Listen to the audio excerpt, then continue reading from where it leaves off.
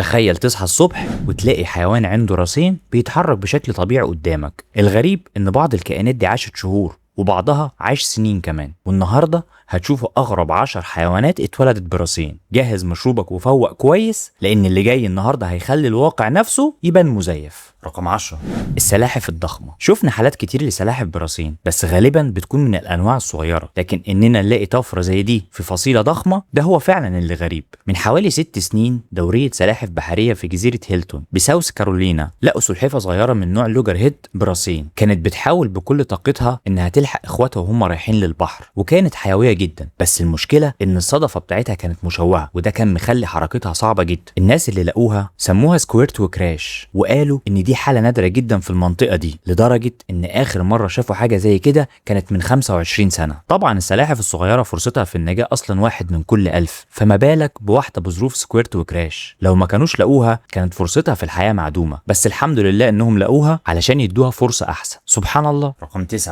عصفور الكاردينال. الطيور براسين من انظر الحاجات اللي انت ممكن تشوفها في حياتك، والسبب بسيط، الطير اللي عنده الطفرة دي فرصته في النجاة في البرية شبه مستحيلة. في ولاية في شمال شرق الولايات المتحدة الامريكية، واحدة اسمها ابريل بريت لاحظت ان عصافير الكاردينال حوالين بيتها بتتحرك بشكل غريب، ولما راحت تشوف في ايه لقت العصفور ده على غصن شجرة. الاغرب من ان عنده راسين ان العصفور ده كان عنده منقارين كمان، ورغم انه كان لسه صغير بس كان واضح ان عمره كذا اسبوع، وريشه بدأ يظهر. الموضوع وصل لوسائل الاعلام، بس للاسف الخبراء قالوا انه مش هيعيش كتير، لان العيب الخلقي ده بيخلي حتى الطيران مهمة مستحيلة بالنسبة له. سبحان الله. ولو السلاحف والطيور نادرة، فالحالة اللي جاية دي فريدة جدا. رقم 8، خنزير البحر، وده كان الأول من نوعه. في 2017 صياد هولندي في بحر الشمال طلع في شبكته حاجة غريبة جدا مع سمك النهاردة. كان حيوان مشوه ولسه مولود. للأسف الكائن كان ميت لما طلع، والصياد خاف انه يحتفظ بيه لان ممكن يكون احتفاظه بيه غير قانوني، فصوروا كام صورة ورماه تاني في البحر. ولما الخبراء فحصوا الصور اكتشفوا انه كان خنزير بحر براسين. العلماء قالوا ان الحالات دي تسجل منها 9 بس في العالم كله. سبحان الله. رقم 7،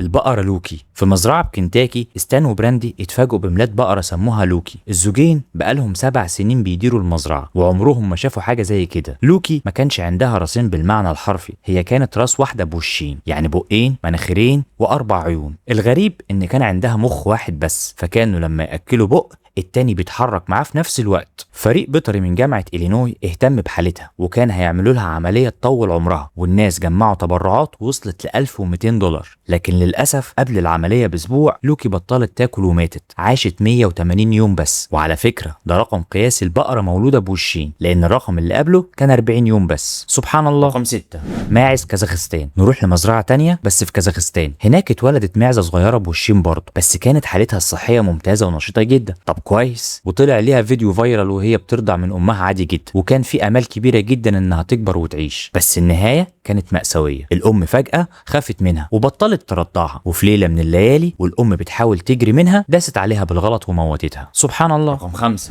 التنين اللي براسين. طبعا التنانين كائنات اسطوريه، بس احنا هنا بنتكلم عن السحالي الملتحيه. في شخص اسمه تود راي، وده راجل معاه رقم قياسي في موسوعه جينيس لاكبر مجموعه حيوانات براسين في العالم. الراجل ده عنده تنانين ملتحيه براسين، ومش بس واحد، دول 2. واحد جابه في 2010 وسماه ليفتي وبونش، والتاني في 2012 وسماه دكتور جيل ومستر هايد. سماهم كده لان جيكل كان هادي جدا، لكن التوأم الملتصق بتاعه هايد كان سلوكه عدواني. ومش بس كده، تود عنده كمان سلحفة ب3 رؤوس. ده انت غريب يا تود. رقم 4، الحملان. الخرفان او الحملان هي اكتر حيوانات بيحصل فيها حالة المولود براسين، ولو عملت سيرش بسيط على جوجل هتلاقي حالات كتير جدا. في 2017 اتولد حمل براسين في نيو ساوث ويلز. المزارع اتصدم لان الحمل اتولد برجليه الخلفيه الاول، ورجله اتكسرت وهو بيطلع، بس خف وبقى تمام. وفي 2008 اتولد واحد في مخيم لاجئين بالضفه الغربيه، والمزارعين هناك اعتبروه كائن مبارك. زمان في امريكا الكائنات دي كانت نجوم في عروض السيرك والمهرجانات المتجوله، زي سيرك بي برنوم المشهور.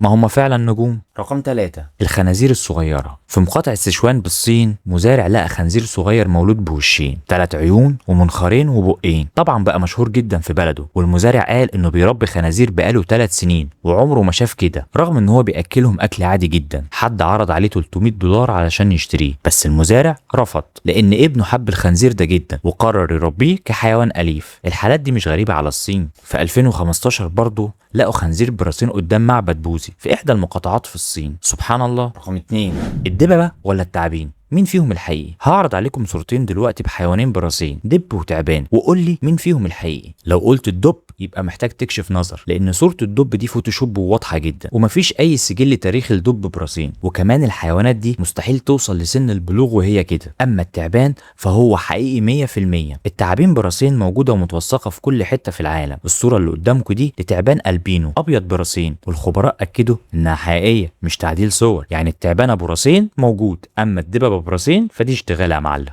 وقبل ما نعرف رقم واحد ما تنساش تعمل اشتراك وفعل زر الجرس عشان يوصلك كل حاجة. واخيرا رقم واحد، القطة BTB. وصلنا لرقم واحد، والكيوت هنا دبل. في 2017 في جنوب افريقيا اتولدت قطة سموها BTB. اتولدت بوشين و3 عيون ومنخارين وبقين، وبسبب حالتها ما كانتش بتعرف ترضع من امها، فالمسؤولة عنها كانت بتاكلها بانبوب مخصوص. القطة دي بقت نجمة على النت والناس حبوها جدا، وكانت ماشية كويس في الاول، بس للاسف ماتت بعد 16 يوم بس من ولادتها. الحالات اللي شفناها النهارده دي بتقول لنا اننا مهما وصلنا من علم هنفضل واقفين عاجزين قدام سر الروح وتكوين الخلق. ربنا بيورينا النماذج دي علشان يجدد في قلوبنا الايمان ويخلينا ندرك ان الكمال لله وحده. فسبحان الله اللي جعل في اختلاف الخلق آية. يا ريت بقى تشاركوني في التعليقات ايه اكتر حالة فيها حسيتوا بجد بضعفنا قدام قدرة ربنا. قول لي بقى تفتكروا لو خيروك تربوا حيوان من دول هتختاروا مين؟ انا عن نفسي خليني في القطة يا عم. ولو عجبكم الفيديو وعايزين تشوفوا اكتر عن عجائب الحيوانات دوسوا على اي فيديو من اللي ظاهرين قدامكم، وما تنسوش اللايك والسبسكرايب علشان يوصلكم كل جديد. كان معكم احمد اليسري، اشوفكم الحلقة اللي جاية، وفي النهاية صلوا على الحبيب.